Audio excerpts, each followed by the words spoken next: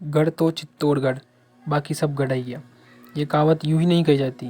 वास्तव में इस दुर्ग के निर्माण में अभी भी हमें विस्मय करने वाली और रोमांच कर देने वाली जो कहानियाँ हैं, लेकिन रणनीतिक दृष्टिकोण से देखने पर हमें यह पता चलता है कि भौगोलिक कारणों से यह दुर्ग के लिए रणथंभौर और कुंभलगढ़ जैसे दुर्गों के लिए उपयुक्त नहीं था।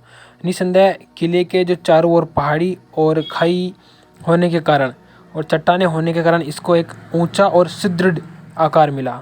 साथ ही साथ दुर्ग में प्रवेश करने के लिए लगातार 7 दरवाजे कुछ अंतराल पर इस प्रकार बनाए गए थे कि इसमें कोई शत्रु का प्रवेश करना मुश्किल हो जाता है। इसके बीच मैदान के बीच एक लंबी पहाड़ी पर बना है ये, और ये अन्य जो पर्वत श्रेणियां हैं उससे बिल्कुल अलग है, तो इसलिए शत्रुओं के द्वारा घेरा डालना मुश्किल हो जाता है। इस दुर्ग पर का जब जब घेरा डाला गया तब तब गढ़ में भोजन सामग्री विद्यमान रहने तक ही गढ़ में सुरक्षित रहा गया।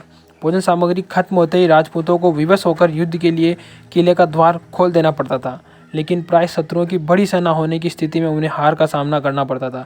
इस प्रकार हम देखते हैं कि चित्तौड़गढ़ का राजधानी के रूप में चयन रणनीतिक दृष्टिकोण से उचित नहीं था। यही कारण था कि महाराणा उदय सिंह ने उदयपुर को अपनी राजधानी बनाई, जो चारों तरफ पर्वतों से घिरे होने के कारण ज़्यादा सुरक्षित था। वर्तमान में चित्तौड़गढ़ जंक्शन से किले के ऊपर तक पक्की सड़क बनी हुई है। करीब 1.25 मील जाने पर गंभीर नदी आती हैं, और जिस पर अलाउद्दीन खिलजी के शहजादे खिजर खां का जो 1303 में वो बनाया गया था, वो पत्थर लगा हुआ है। कुछ लोगों का मानना है कि यह पुल राणा हम्मीर सिंह, जो राणा लक्ष्मण सिंह के पुत्र अरी सिंह ने, जो अलाउद्दीन के साथ लड़ाई में मारे गए थे, उन्होंने बनाया था। लेकिन ज़्यादातर विद्वान इससे सहमत नहीं होते हैं, क्योंकि इस पुल के निर्माण में कई हिंदुओं और जैन मंदिरों को गिराकर उसके पत्थरों का इस्तेमाल किया गया था।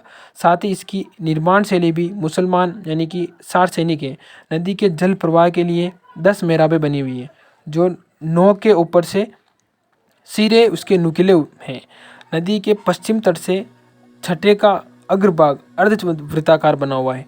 पुल से थोड़ी दूर जाने पर कोट से घिरा हुआ चित्तौड़गढ़ का कस्बा आता है, जिसको तलहटी या तलहट्टी कहते हैं।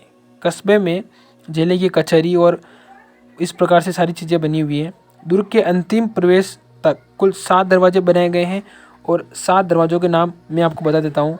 पहला आता है पाडन पोल, दूसरा भैरव पोल, तीसरा हनुमान पोल, फिर आता है गणेश पोल, चोड़ला पोल, लक्ष्मण पोल, राम पोल। इस प्रकार से पोल आती है।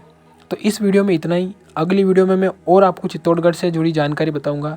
तब तक जय।